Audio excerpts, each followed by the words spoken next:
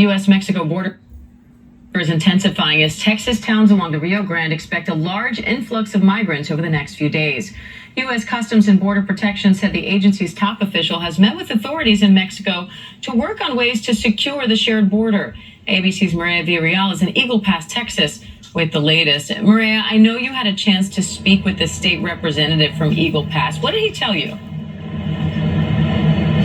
You know, Diane, this is all about finding some sort of solution between both sides of the aisle right now. These border communities, whether you're talking about the Rio Grande Valley, Eagle Pass, Del Rio, El Paso, they are all seeing an influx of migrants. I want to show you actually what they are dealing with. You can kind of see through the barbed wire here, also over the fencing into the river, right on the banks of the Rio Grande. We see this is very common right now. Groups of migrants that are coming over from Mexico, and they're waiting along the river to see exactly where they can cross into. I mean, just yesterday we saw probably about a dozen groups come through, well over 100 migrants. They get put underneath a bridge here in Eagle Pass and eventually will get processed. The idea is that, or the frustration is there's no place to put these people, and there is a concern for their health and their welfare. We spoke with State Representative Eddie Morales yesterday. Listen to what he had to say about where we are with all of this. We need to do it better,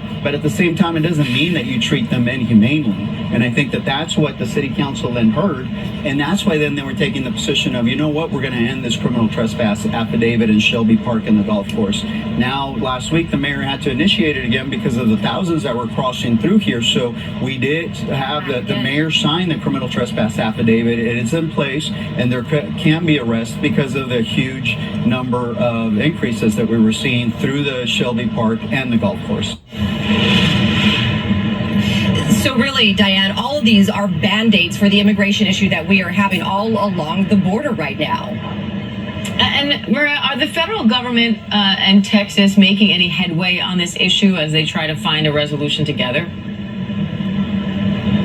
Diane, it's interesting. I've covered the border and immigration for a very long time. What I can tell you here on the ground is that there is this organized chaos, right? There is Border Patrol, that's the federal government, DHS. They are working well with the Texas National Guard and DPS, so that is the state. And then, of course, they're having to work well with the local city governments. So there's like this cooperation here on the ground. What the frustration is that there is not that cooperation between the state of Texas and the federal government. You are seeing this play out in the media right now. And a bigger concern a lot of guys are having right now, federal agents on the front line, is what is going to happen if we see a shutdown. Over 30,000 people from DHS alone were furloughed during the 2019 shutdown. Now, agents along the border are considered essential workers. However, that does not mean they get paid if and when a shutdown happens. And then on top of that, if they are having to work during the government shutdown, there is also no guarantee that they will get back pay when it all ends. So again, there's a lot of concern happening here along the border that goes well beyond the influx of migrants we are seeing here on the river. And Texas Governor Greg Abbott is calling for a special session in October. Will immigration be on the agenda there?